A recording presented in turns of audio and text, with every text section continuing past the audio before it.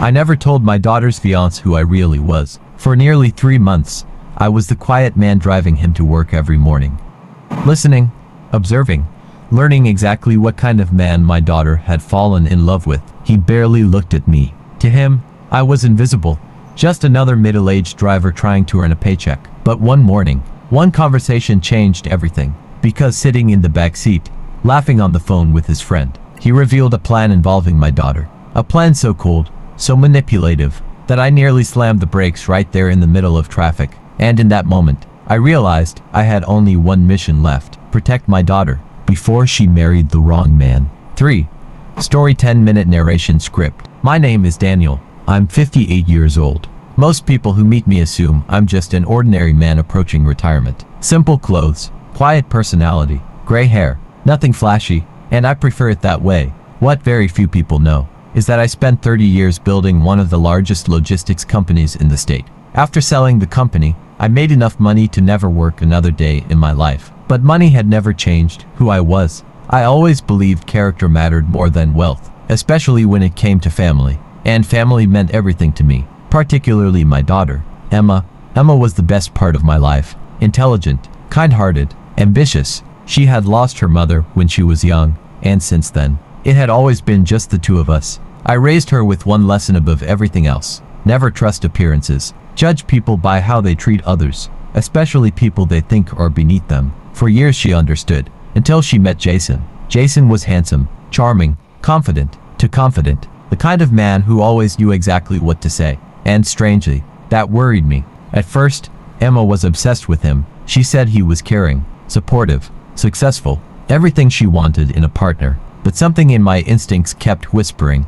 something isn't right. I asked questions. Where did he work? What were his goals? What did he do before meeting Emma? His answers always sounded rehearsed. Perfect, too perfect. I couldn't explain it, but I didn't trust him, so I did something unusual. I had a friend investigate him quietly. Nothing illegal, just background information. And what I found made me uneasy. Multiple short relationships, huge credit card debt, questionable business deals, a pattern of manipulating wealthy women. Yet none of it was enough proof. Emma refused to listen. Then one evening she announced something that froze me. Dad, Jason proposed. She was smiling, excited, happy, and I felt pure fear. I needed certainty, not assumptions. Then, unexpectedly, opportunity arrived. Jason's luxury car had broken down. His office was 40 minutes away.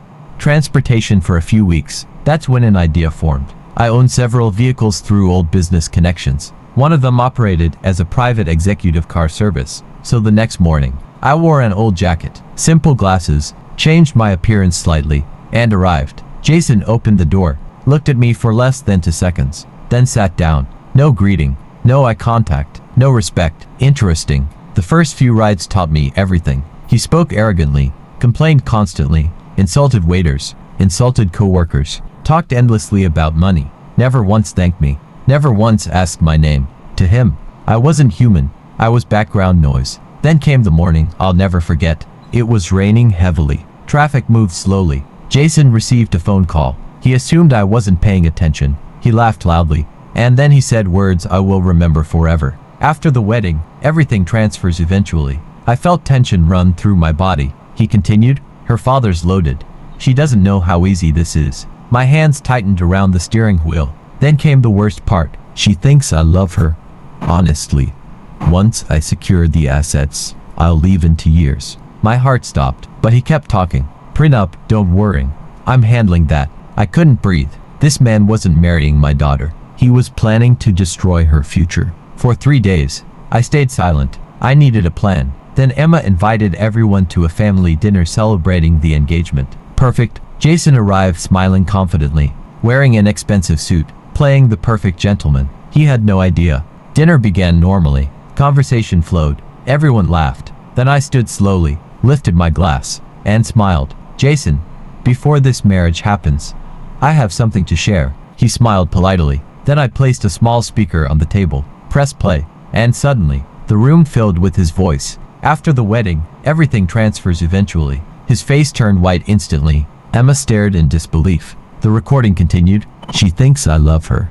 Silence. Absolute silence. Jason stood quickly, trying to explain, but Emma stepped back. Tears filled her eyes. She whispered one sentence. Get out. Jason panicked, started begging, started lying, but nobody moved. Then finally, he turned toward me, confused, terrified, and asked, "How did you even get this recording?" I smiled calmly, looked directly into his eyes, and said words he would never forget. Because I was the man driving you to work every morning. The entire room froze. Jason suddenly recognized me, but now, it was too late. Security escorted him outside. Emma cried for hours. It broke me seeing her pain, but better heartbreak today than lifelong betrayal tomorrow. Months later, Emma thanked me. She said something I'll never forget. "You didn't save my money, Dad. You saved my life." And in that moment, I knew every second had been worth it. Sometimes, the people who ignore ordinary strangers forget one dangerous truth. You never know who's quietly watching.